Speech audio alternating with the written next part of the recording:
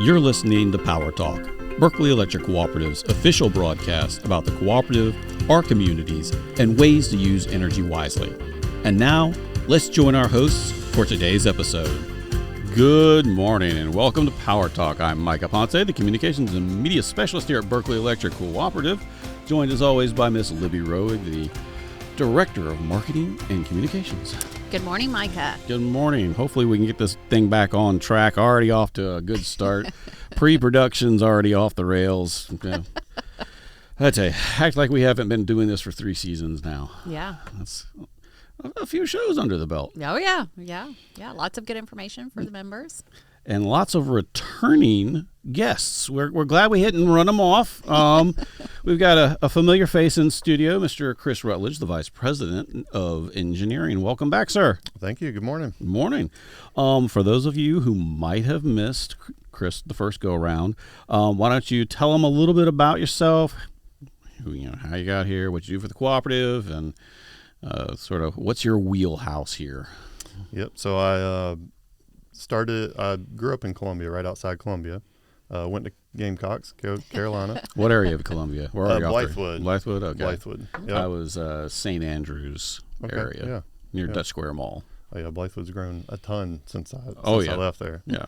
But, I started after graduation. Well, I co-opted at Fairfield Co-op up there. So I really loved the team atmosphere and just the co-op values and everything they instilled in us. And so whenever I started looking for a job, obviously the co-ops were up top, and there happened to be a position available down here, and was blessed with getting hired here. Started as a distribution engineer, then a system engineer, supervisor of system engineering, director of engineering technical services, and now vice president of engineering. So I've been moving on up. And you've been with the co-op 19 years almost. Yeah. I mean, as everybody knows, the tree is well here, so Yeah. no reason to leave. Worked your way up. You're a professional engineer, so certified. Yeah. Just like the variety of tasks and hats that we wear here. As everybody knows. Mm-hmm. Yeah, when you work at a co-op, for the most part, you're doing a little bit of something different every day, and you never know. You got your plan laid out. And, and for me, at least, half an hour into the day, it's usually off plan, and away we go. Yeah. So. I totally understand that. Yeah, how the day ends is not how it started usually. No. Yeah, just the variety of challenges and tasks and priorities changing. It makes it fun. And I mean, we're lucky to work at a large and growing co-op in an area that has seen a lot of change. So, yeah, we definitely have a lot of different things that, tasks and projects that are popping up all over the place. Absolutely. So, in engineering, we have the warehouses, relay, metering, substation, GIS, and design group, which does a lot of these system improvements or helps plan them. Yeah, well, I'm glad you mentioned system improvements. That's the topic of our show today. We're going to go around each of our 4 districts and talk about what's on deck for improving the system, making it as reliable and resilient as possible.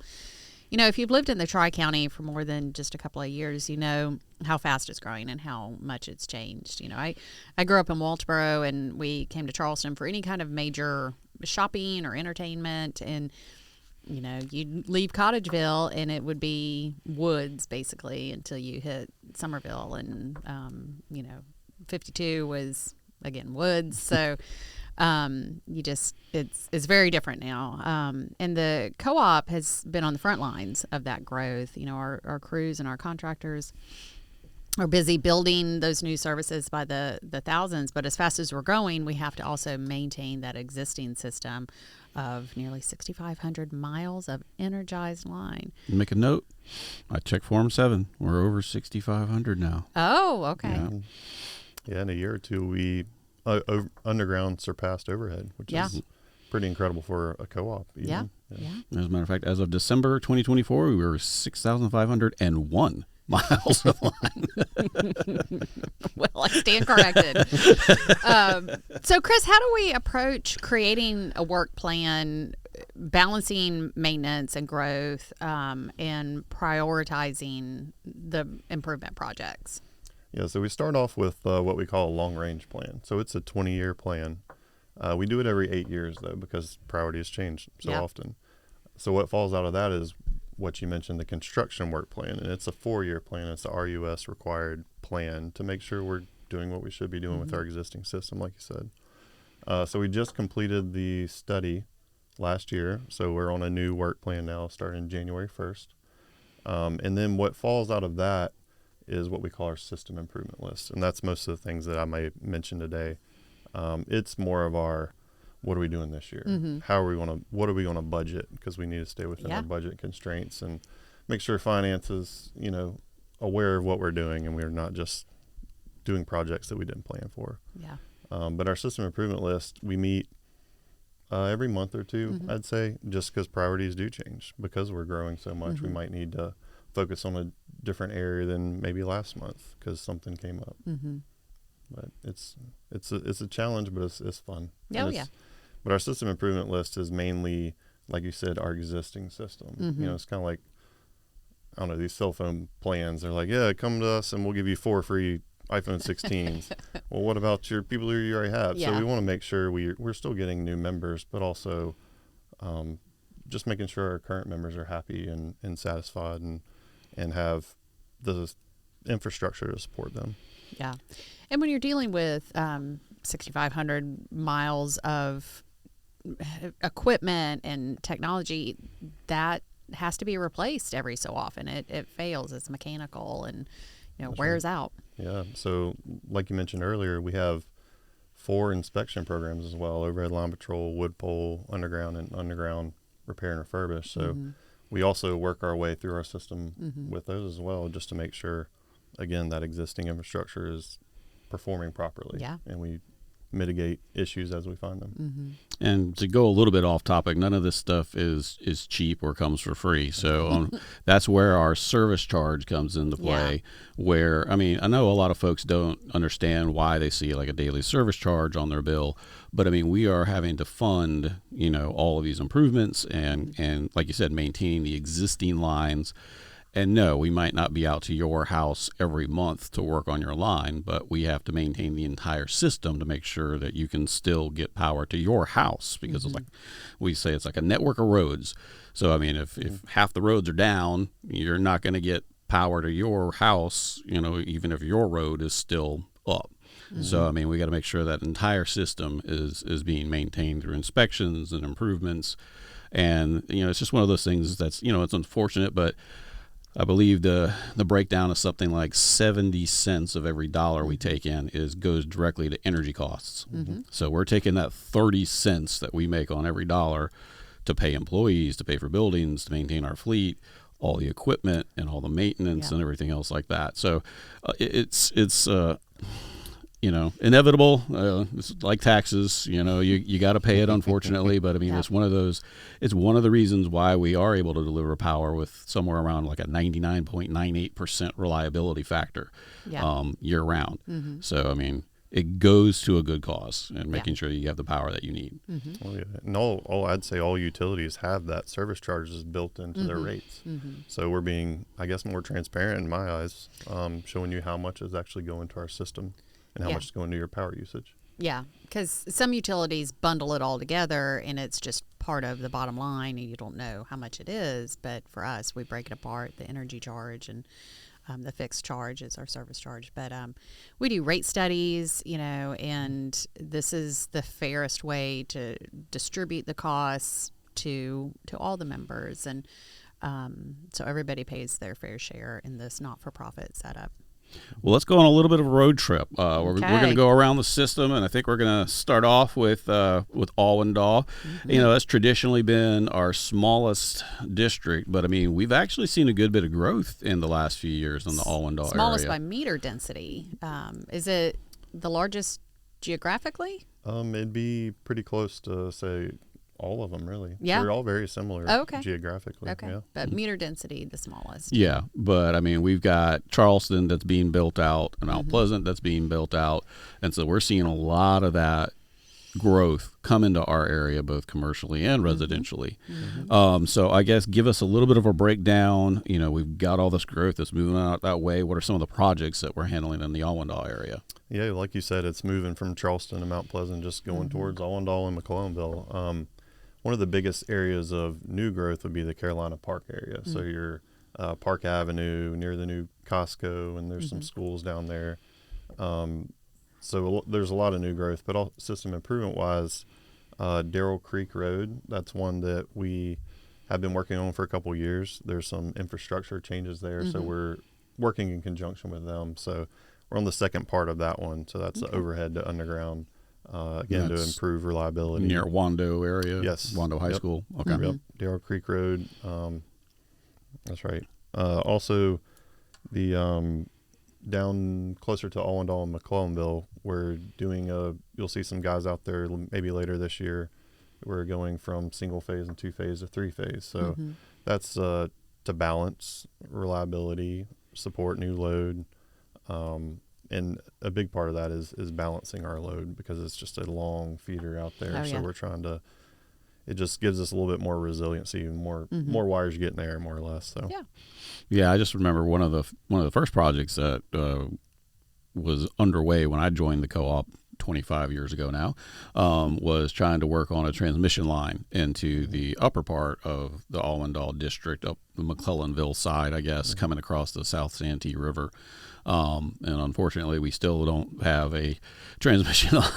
Not yet. 25 years later, because like you mentioned, it is a district that has one long, it's like 45-mile feeder line that goes from Mount Pleasant area all the way down. Wow. And if anything happens anywhere along that line, everybody who's on the other side of it doesn't have power. That's right. So, yeah, that's Allendale's, like you said, a radial feeder, so it has no real good back feed. So that McClellanville sub would be great, and we joke around that hopefully by the time we retire, maybe we'll have it. But they're still making headway on it. I won't say that it's a forgotten project by any means. It's high up on the list still with Central and Sandy Cooper. There's just a lot of environmental kind of things when you do a transmission line, especially through a national forest and over creeks, rivers, marshes, and the Delta. So, but yeah, that one's still moving forward.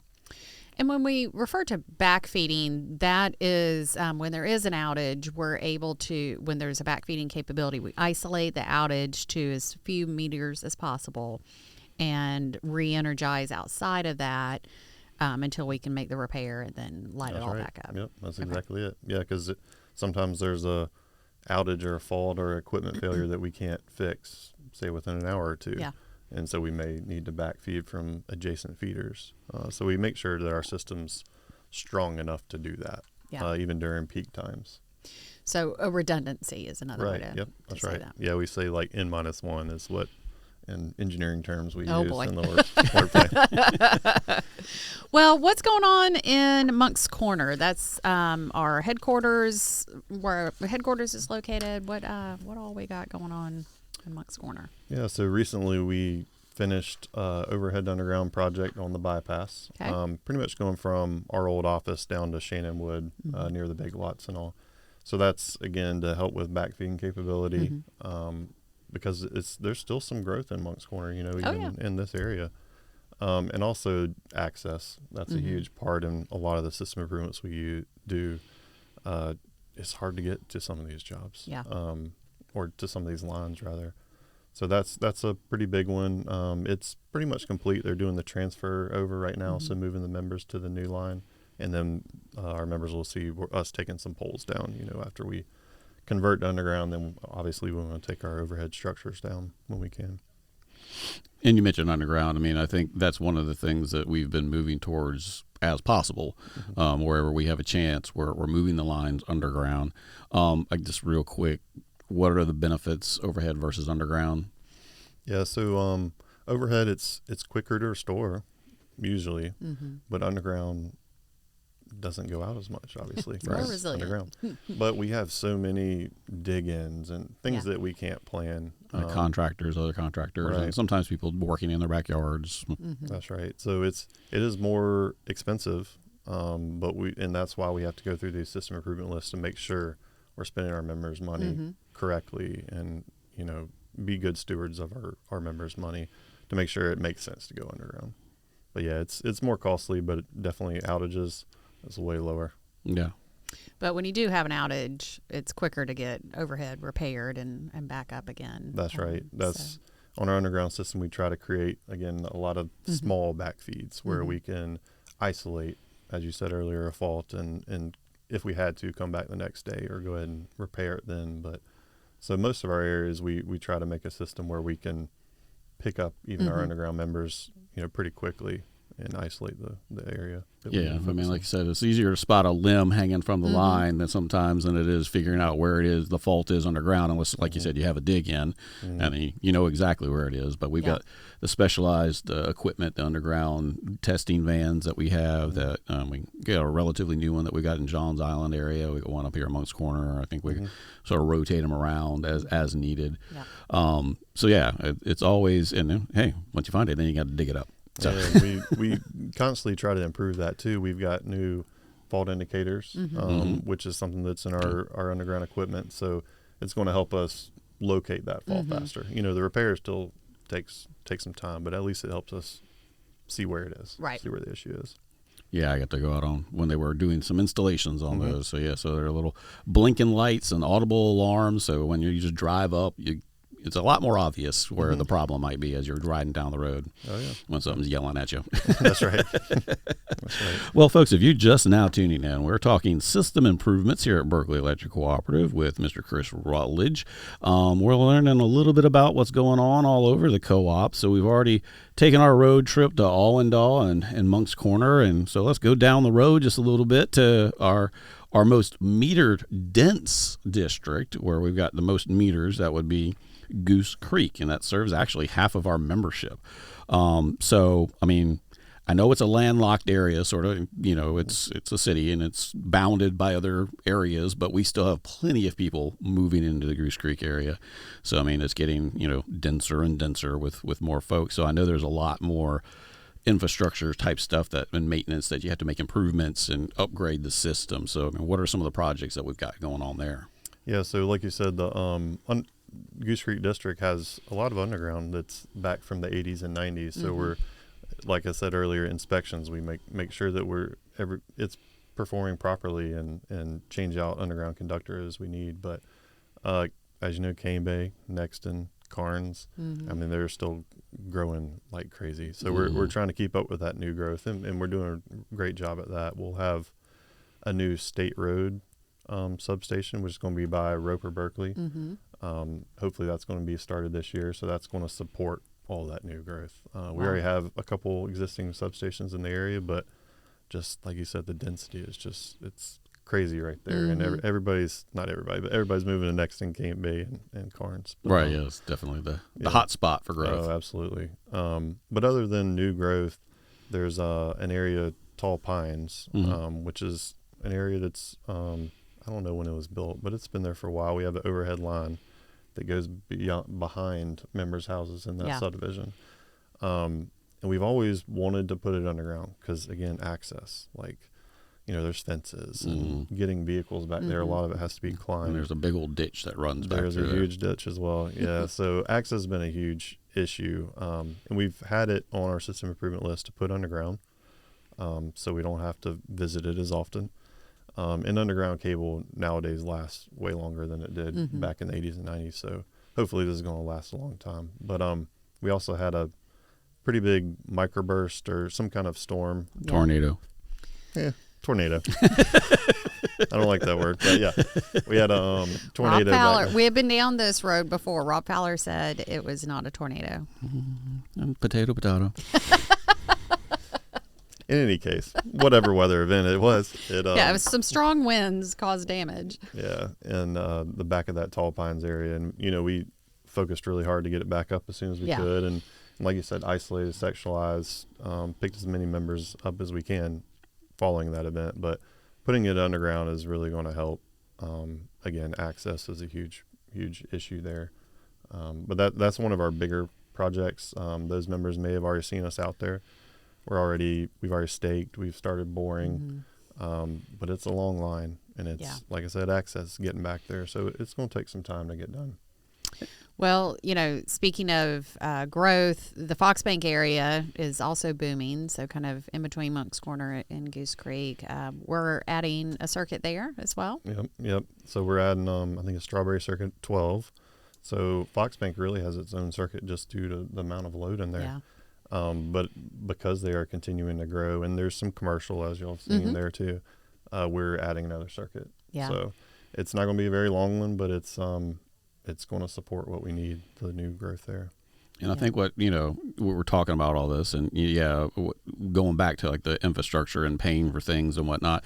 Yeah, we already have a system that's up there in the Goose Creek area, and we've got system to serve Foxbank and Tall Pines.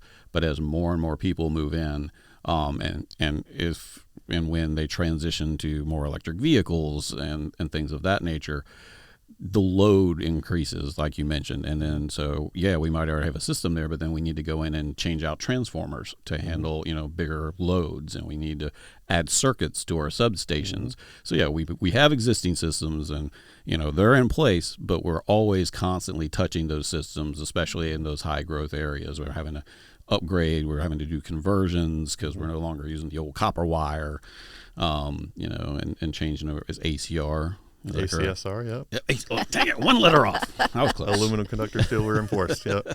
But, ones like that, like we had a car hit the pole that feeds Foxbank last year, I think, and we have another backfeed, but this will just allow us one other one to support that load to backfeed it quicker. Yeah. Well, and speaking of load and growth of our load, we set a new peak in late January with that cold snap and snow system that moved through. How'd the system hold up? Really good. Yeah. Proud to say, everybody in engineering operations and really everywhere, our system held up really good. We didn't have many outages at all. I think during that cold snap, all we had some transmission outages that were partially due to the cold, but again, we backfed and they isolated as well. So, but the system did great. We're almost at a gigawatt, which is kind of crazy. My gosh. What was the load, peak load when you started 18, 19 years ago? 300 megawatts or so. Oh, wow. Yeah, 300. Now we're at 911 was the latest. So wow. Yeah, tripled since I've been here 19 years. Yeah, because I think we were 80,000 meters, maybe. I don't even know. We were 80,000 when I first started. I think we were like high 60s, low 70s when I started, and now we're doubled now. Yeah, 130,000 plus meters on the system. So, we had a little bit of a pause there, but it's going gangbusters now. Yeah, we always wonder, when's the slowdown going to be? It hasn't happened. No. When they run out of land, I guess. I don't know. Wow. I'd say every December, sometimes the subdivision growth, or at least plans, slow down coming in at the holidays and this 2024. No, they kept coming in. Even in COVID, building didn't slow down. It's just wild. But, last but not least, our fourth district is Johns Island, and that serves all the islands out there: Kiowa, Seabrook, Wadmalaw, Sliver of Ravenel. That area's also seen lots of growth, but we also have coastal conditions to contend with. So, what are we working on in Johns Island? Yeah, like you said, the last maybe 5 years or so, there's been a lot of growth in Johns Island. Especially around the Maybank Highway, Main Road, near our new office and stuff. Yeah. So we've been keeping up with that. But there's a couple other small projects. We had a Chisholm to Marianne Point overhead conversion, just, again, backfeed capability. And we're replacing some underground conductor on Kiowa and some in Seabrook as well, some major circuits, because, again, it was built in the probably 80s. So it's seen its useful life. Yeah. And we do regularly repair underground conductor when it fails. But once you get to that kind of point in there, like, we shouldn't just keep, replacing, or repairing rather. So we're replacing some conductor down there, or big cable. We always replace a little bit here and there. One of our biggest projects is on Highway 17 and Savannah Highway. So we were fortunate enough to get some funds from the federal government for the GRIP grant. That was almost $1 million from the feds. Yeah. So that's going to allow us to do a little bit of self-healing, so which will not involve us as much. Our operations center and engineering and operations folks, it'll self-heal, like as it says. So the project is getting communication to a bunch of reclosers and switches Mm-hmm. and all this kind of stuff to isolate, to quickly isolate areas and restore members faster. But also on that same route between Ravenel and Stono, where we have a lot of poles in the marsh. I think it's like 2.8 miles, something like that. And it's blown down a couple times, and we put it back up. Mm-hmm. I know our operations guys down there, whenever we have something small, it could take a full day to get out there, and you have to climb all these poles as well. So, and getting to it through the marsh. Yeah. So one of our projects that we've really focused on now, and we're working on now, the planning stages, is replacing these wood poles with steel poles or something non-wood. Yeah. Going a little bit higher, something that's not going to blow down, something that doesn't need guying and anchoring, because that's usually what happens is the anchors and the guys pull out of the marsh. We have bog shoes and all kinds. We do as much as you can with a wood pole. So one of our big projects is steel poles down Savannah Highway, Highway 17. So our members will be seeing us do a lot of work down there in the next year, maybe 2 years actually. Delivery times, as y'all may know, transformers poles, it still takes a little while. So it's going to take a lot of planning. This isn't a project. We haven't done steel poles in our system yet. So it's new to us. Yeah. But we're excited about it because we really think it's going to improve reliability, especially during hurricane season. These poles are more like transmission poles, so they should be much more resilient to wind and blowing over. Yeah, Johns Island is a little bit of a unique animal because, it is an island, gets cut off during, the hurricane sometimes with flooding and whatnot. I know that's one of the places where we just did some work on like an underground cable that goes across the river that feeds part of the island. So, it's got a lot of unique features and like we've mentioned, it's susceptible to weather a lot more so. I know we've had tornadoes, not downforce winds, tornadoes. We've had tornadoes, and we were talking about underground, and we found out, like we mentioned earlier, underground's great. One of the problems is with underground, especially on the coast, is flooding. So, when you've got a hurricane that comes in, especially to a sea island, you've got all that storm surge, and a lot of times those cabinets end up underwater, and when they're underwater, obviously water and electricity don't mix very well. So we got to turn those off, and before we can even heat them back up, we got to wash them back out to get all the salt water out. So it's a whole process in and of itself. I know one of the things that we worked on in terms of like how we make improvements after we deal with storms and as the system goes along is during one of the storms we had, the storm surge was coming up towards our substation, and we preemptively shut it off because we didn't want the water to cause damage, because it would have been more damaging, take longer repairs. Now I know that we've worked on like sectionalizing the area, or we handle like turning things on and off a little bit differently now based on the storms. Is that correct? Yeah, and we have usually linemen are stationed out there to watch that storm surge, and we even put through the last, was it Debbie or Helene, one of the previous storms, we put some cameras out there as well, just to watch it. We could see it from the office as well. So yeah, we try to sectionalize where we can. If we know something's going to get flooded, we go ahead and maybe preemptively isolate that area and feed it from a different direction. But yeah, we're working to as much as we can on storm surge. So we're elevating equipment, rising it up. There's some equipment that's less susceptible to water. It can be submerged. So we're changing some of those out. And we've done a really good job at that probably since Irma. We've put a lot of focus on that.